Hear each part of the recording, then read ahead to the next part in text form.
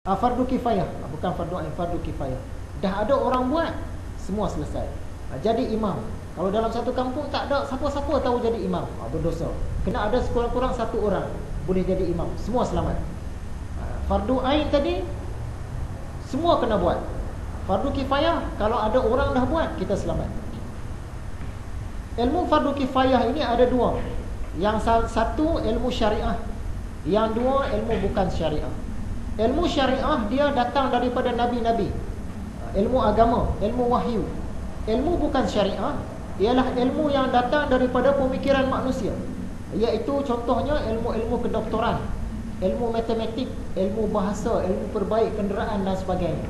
Jadi dua lah ilmu fardu kifayah ni tadi. Ilmu syariah iaitu ilmu agama, ilmu yang dari nabi-nabi. Yang kedua ilmu bukan syariah, iaitu ilmu yang difikirkan oleh manusia. Dua-dua pun fardu kifayah. Ilmu bukan syariah terbahagi kepada tiga, iaitu ilmu-ilmu yang fikir manusia tadi. Yang pertama, ilmu bukan syariah yang terpuji, ilmu yang bagus. Contohnya ilmu kedoktoran, ilmu matematik, ilmu bekam, ilmu jahit menjahit, ilmu tukang besi. Semua ini ilmu bukan syariah, fardu kifayah terpuji. Yang kedua, ilmu bukan syariah yang tercela,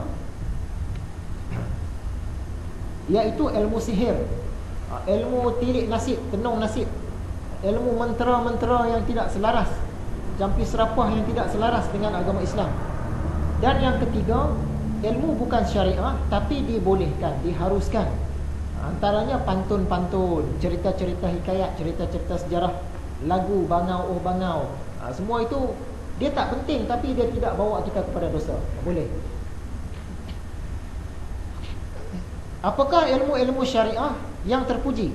Tadi ilmu-ilmu yang datang dari pemikiran manusia. Sekarang ilmu syariah fardu kifayah yang datang daripada nabi-nabi, iaitu ilmu pokok. Yang kedua ilmu furu', ilmu cabang. Yang ketiga ilmu pengantar. Yang keempat ilmu penyempurna.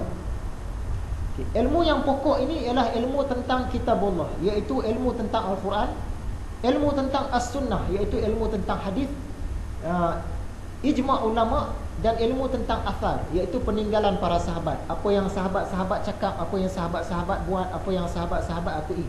Ini ilmu yang asas. Yang kedua ilmu cabang, iaitu huraian kepada kitabullah, huraian kepada As-Sunnah, huraian kepada ijma' dan huraian kepada asar.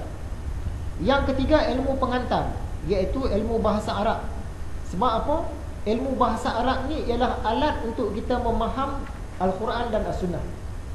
Dan yang keempat ilmu penyempurna, iaitu ilmu cara membacakan Al-Quran, cara membunyikan huruf makhraj, ilmu nasih mansuh, ilmu mustalah hadis dan lain-lain. Semua ilmu-ilmu yang kita sebutkan ini ialah ilmu fardu kifayah. Kalau dah ada orang tahu ilmu ini, kita selamat. Kalau tak ada di tempat kita, kita berdosa. Perbandingan ilmu fiqh dengan ilmu tasawuf 2/3. Apakah perbezaan ilmu fiqh dengan ilmu tasawuf? Yang pertama, ilmu fiqh ini matlamatnya mencari lulus, manakala ilmu tasawuf matlamatnya mencari kecemerlangan. Contoh dia, ilmu fiqh dia tengok sembahyang kita sah ke tak sah, lulus ke tak lulus. Tengok rukun-rukunnya, cara bergeraknya, syarat-syarat sahnya. Okey, semua cantik, selesai. Fiqh setakat itu saja. Tapi kalau ilmu tasawuf, sembahyang dah cantik, dia tengok hati tadi.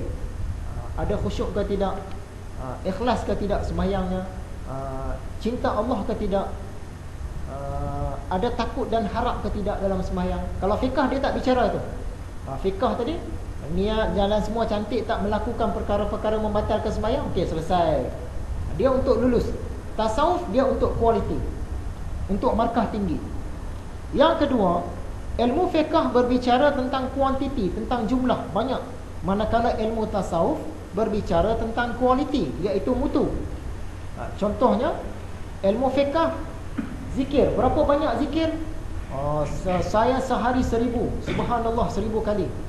Berapa banyak zikir? Saya sehari alhamdulillah 70,000. Dia kira banyak. Tapi kalau tasawuf, walaupun satu zikir, dia menghayati.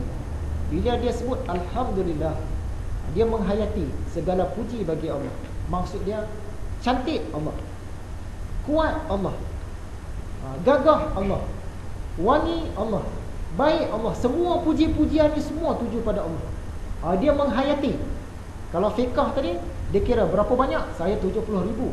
Alhamdulillah, Alhamdulillah, Alhamdulillah, 70,000. Kalau tasawuf, walaupun satu saja sebut, tapi nak menghayati, dia beza. Dia dari segi markah. Yang tiga, ilmu fiqah mencantikkan amalan, manakala ilmu tasawuf mencantikkan hati. Contohnya ibadah solat, tengok kemas ke tidak, tertib ke tidak, ada tak bergerak 3 kali. Tapi kalau ilmu tasawuf, dia tengok hati. Masa sembahyang itu hati kita ke mana? Dia persoalan hati, wajah tu. Berapakah tingkat warak? Tingkat warak ni menurut Imam Al-Ghazali ada 4. Paling bawah, warak orang awam, macam kita lah. Yang atas sikit, warak orang-orang soleh. Yang atas lagi, warak orang muttaqin. Dan yang paling tinggi, warak orang siddiqin. Huraian. Warak orang awam. Macam mana kita kata satu-satu orang itu warak? Seseorang itu dikatakan warak kalau dia tak buat dosa-dosa besar, tak buat dosa-dosa kecil. Dia tu baik orang dia, dia tak buatlah dosa-dosa ni, warak lah tu. Itu warak peringkat fiqah. Peringkat kedua, warak orang-orang soleh. Bukan sahaja perkara-perkara dosa.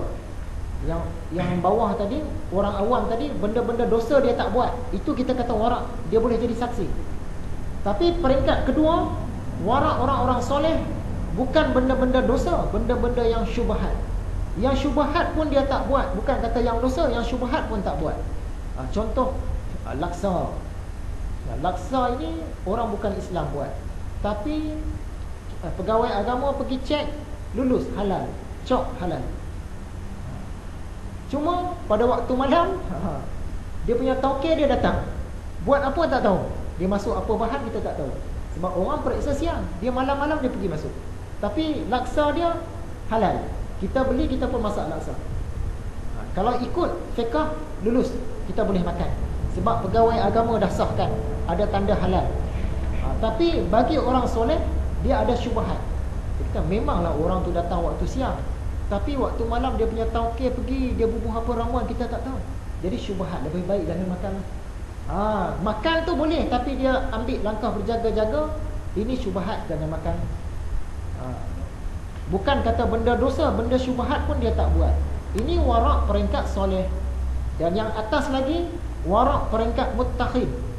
Bukan sahaja benda-benda dosa dia tak mau, benda-benda syubhat tak mau, benda yang halal pun kadang-kadang dia jaga supaya tak menuju kepada dosa. Contoh dia makan. Kita nak makan nasi sampai kenyang tak salah. Tapi sebab dia ini orang soleh, dia ulama, dia makan sebelum kenyang dia dah berhenti. Kita makan sepinggan, kenyang, dia makan setengah. Sebab nak jaga. Nanti kalau makan penuh, perut berat, fikiran pun berat, nak ibadah susah, nak mengaji susah. Benda tu tak salah, tapi dia jaga, menunjukkan waraknya dia. Warak orang awam tadi, benda dosa tak buat. Warak orang soleh tadi, benda syubhat tak buat. Warak orang muttaqin, benda yang baik pun kalau boleh menjurus kepada yang tak baik, dia tak mau buat. Dan warak orang-orang siddiqin, peringkat paling tinggi. Yang ini kita pun tak sampai. Bagi mereka, satu saat pun mereka tak mau terbuang kepada selain Allah. Dia tu kemana-mana pun dia memandang Allah. Satu saat terlupa pun dia rasa salah. Ini kita tak sampai, dan pelajaran kita pun tak masuk ke sini. Maksud dia mereka ini sentiasa dalam keadaan bakhar. Kalau bukan sentiasa pun, sekejap biasa, sekejap bakhar. Dia buat apa-apa pun kerana Allah dan bersama Allah. Kita tak sampai. Kita mungkin nombor 1 tadilah, yang bawah tadi. Yang manakah warak peringkat fiqah, dan yang manakah warak peringkat tasawuf. Warak peringkat fiqah ini yang nombor 1, yang tak buat dosa-dosa tadi, itu paling bawah, itu peringkat fiqah. Bila naik peringkat 2, peringkat 3, peringkat 4, itu warak peringkat tasawuf. Ini nak menunjukkan tasawuf tu macam mana kedudukan.